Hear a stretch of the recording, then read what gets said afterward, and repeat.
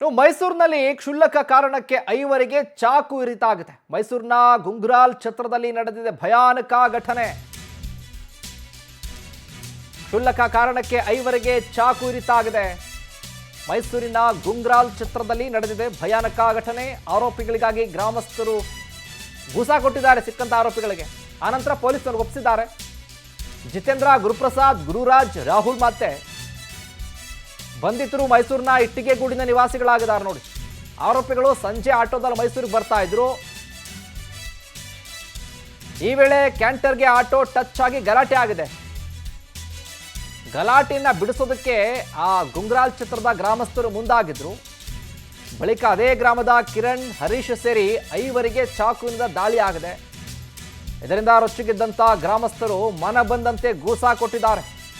ಆಟೋದಲ್ಲಿದ್ದ 5ವರು ಸಹ ಮದ್ಯಪಾನ ಮಾಡಿದ್ರು ಅಂತ ಹೇಳಲಾಗ್ತಿದೆ. ಎಲವಾಲ ಪೊಲೀಸ್ ಠಾಣೆಯಲ್ಲಿ ಈ ವಿಚಾರಕ್ಕೆ ಸಂಬಂಧಪಟ್ಟಂತೆ ಪ್ರಕರಣ ಕೂಡ ದಾಖಲಾಗಿದೆ. ರಾತ್ರಿ ಹೊತ್ತು ಇವರು ಬರ್ತಾ ಇದ್ರು. ಅದಾದ ನಂತರ ಕ್ಯಾಂಟರ್ಗೆ ಡಿಕ್ಕಿಯಾಗಿ ಗಲಾಟೆ ಆಗಿದೆ. ಆ ಸಂದರ್ಭ 5ವರಿಗೆ ಚಾಕು ಇರಿತಾಗಿರೋದು.